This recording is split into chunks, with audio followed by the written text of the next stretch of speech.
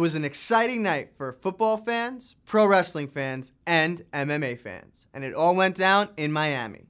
What up, everybody? I'm Max Rich for inasectv, and this is MMA Confidential. The recent StrikeForce event was filled with amazing fights and some famous faces. Not only did we see the crowning of the first ever StrikeForce welterweight champion, Heisman Trophy winner Herschel Walker and pro wrestling sensation Bobby Lashley made their national debuts. And who else would be there on this historic occasion but our own MMA legend, Bruce Kivo. I'm Bruce Kivo, MMA Confidential.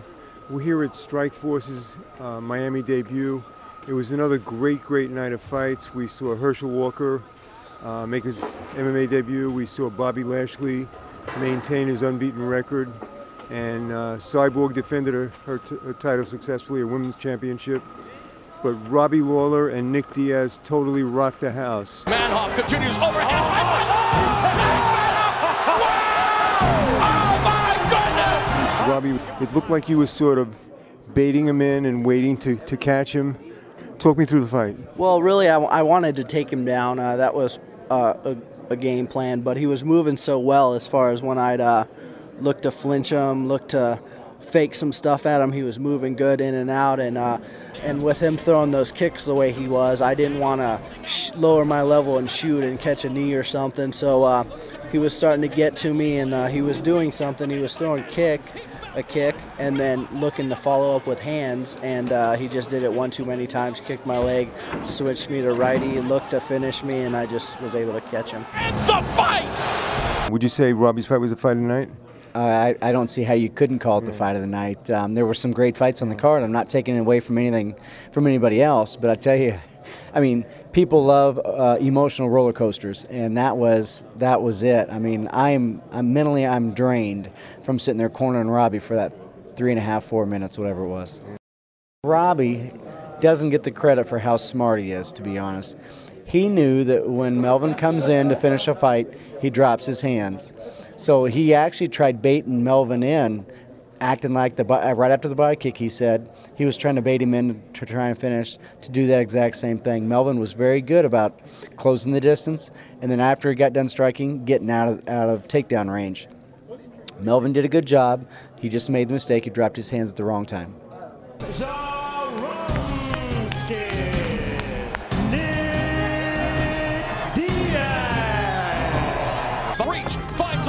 As well. Man, a slugfest early on here. Oh, tagged by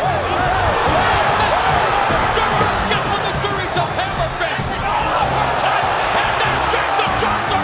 I've had some hard fights that were like, you know, they weren't title fights. You know, I've had harder fights than this. They weren't title fights. So I mean, I'm gonna have hard fights. You know, a title. What's it? You know, it's a belt. You know, it's an object.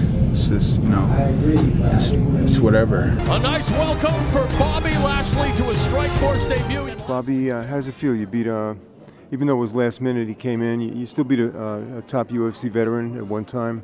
And how does it feel for this fight? It feels good. It feels good. Anytime when you go out there and get a victory like that, it's gonna definitely feel good.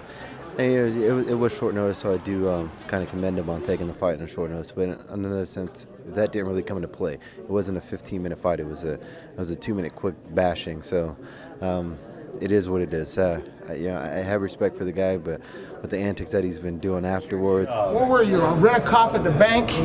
And he keeps going. It's hard to continue to have respect for somebody like that. And what do you think's for the future in StrikeForce? Anyone you want to fight? I don't really have anybody in particular in mind. I'm 5-0 right now, so I kind of want to go with somebody that's comparable and keep working up the ladder. Puts away Lashley-Sims in the first round. We are set 5-minute rounds for the StrikeForce Women's 145-pound championship, and no feeling out process. The ladies already living up to the billing. And to finish it is Cyborg on the cusp of defending her title. And it's over. Cyborg, I thought it was a very good fight. I think she gave you more trouble than any other fighter. Am I correct? Eu estava tranquila em todos. Very calm at all rounds. I think I was prepared. I believe she's a great opponent, and it was a good show because she also wanted to fight. And how fast are things going for you right now? You're becoming a big star, beautiful, great fighter. How fast are things going for you right now? Acredito que agradeço. I believe because I thank God every day for that, and I do work hard, and it's been such a long time. It's a good result. The big fight coming up features champ BJ Penn and Frankie Edgar for the UFC lightweight title. Those two will face off at UFC 112 in Abu Dhabi. But critics are saying that Frankie isn't the man for the job. Lots of MMA fans think it should be undefeated prospect Gray Maynard. Bruce Kivo caught up with Maynard to find out what he thinks. I'm Bruce Kivo, MMA Confidential. I'm here with Gray Maynard, a guy that should be fighting BJ Penn for the title. And Frankie Edgar's a great fighter. You dominated Frankie. How do you feel about not getting the title shot against BJ Penn and they're giving it to Frankie? What's your thoughts on that? I think it was more of a timing. You know, I had just got done with Nate. If I was going to go up against Penn in April, then I would have had to jump into camp in like a little less than a week. So I think it was more timing. He was done and prepared to do camp, and so that's what they chose. I'm an employee. They're the boss. I hear you, brother. What's next for you, Gray? I don't know yet. We just got to wait and see, and just try to keep in the gym and training and try to take care of business. That's it. The guy who dominates everybody. Thank you, Gray Maynard, brother.